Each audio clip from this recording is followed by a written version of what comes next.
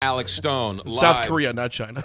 live from PyeongChang, South Korea. Good morning, Alex Stone. There you go. Hey, McGraw, how you doing? All right, good. So the Olympic Games have already started, but the opening ceremonies are tomorrow night? Yeah, they do this sometimes because they've got to squeeze a lot of rounds of these events in. So curling is one of those sports that has a ton of rounds. We see it in both the winter and the summer games. When you have something like track and field that might have numerous qualifying rounds, they have to do it to fit it in. So that's what they've done. Curling, the first time men and women are competing together this year. Matt and Becca Hamilton, a brother and sister team. The U.S. had a pretty good day. They beat essentially the Russians, but an Olympic athlete from Russia. Right. Because if you remember, the Russians can't actually compete as Russians. They can just be Olympic athletes neutral because of their doping problems. And then they just lost a few minutes ago against Canada. So it's a mixed bag when it comes to curling. That is underway, but officially the games begin when the opening ceremony happens, and then the medaling events happen after that. So over the weekend, we'll start to see some of the medaling events and some of the medals go out. Give us a sense of what you're seeing on the ground. What's it like? What's the feeling? It's cold. Let me tell you, I've got about 4 layers on the bottom half of my body, and about probably double that on the upper half. It is very cold. At nighttime, it's 0 degrees Fahrenheit or below. It's been windy, so you add in the breeze. Last week, it was well into the negative numbers with 30-mile-an-hour winds.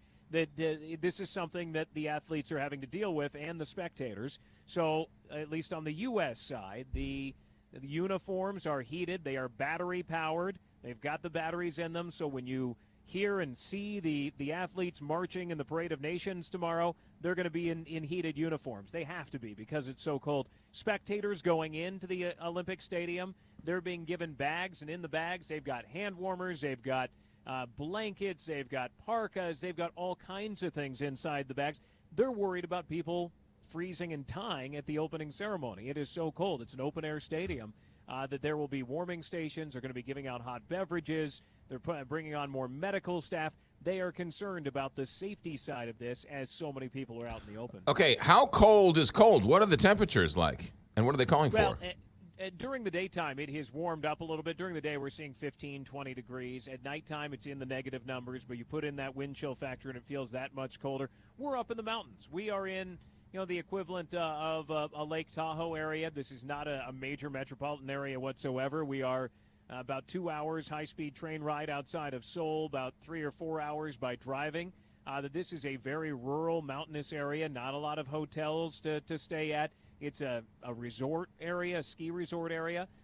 There are not many restaurants. They all close down at 8 o'clock at night, and they're not changing for the Olympics. Still, they close down at 8 o'clock at night, and because people don't have anywhere to stay up here, they have to bus in from Seoul and elsewhere. So at nighttime, like right now as I look around, it's pretty much dead in the streets. It's right now after 10 o'clock at night, and so it's a very different scene than what we've seen in Vancouver or many of the other locations. We had a big downtown area. We're far outside the city. And so this is a pretty rural area that people will come into every day for the competition. Alex Stone, I know we just have a moment left with you, but there's a little bit of controversy with Mike Pence and this openly gay Olympic figure skater Adam Rippon. How much are you hearing about this early on over there? Yeah, well, at least in U.S. media and U.S. circles, it's definitely making its rounds today, and it did overnight. This was a tweet. Pence landed here in South Korea. In the tweet, he offered his support for Adam Rippon.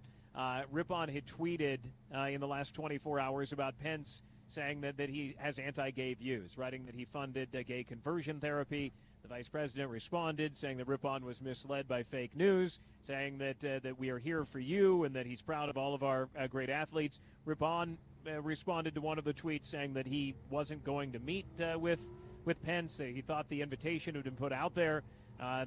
Pence's team says no, the invitation was never out there anyway. So we've got a little bit of a Twitter war going back and forth on this, but it may have been put to bed by this point of the vice president pretty much just saying, hey, we're here for you, right. have great games, and let's move on. Alex Stone, stay warm, and we'll be checking in with you throughout the game. So thanks for that, and we'll talk to you soon. You got it.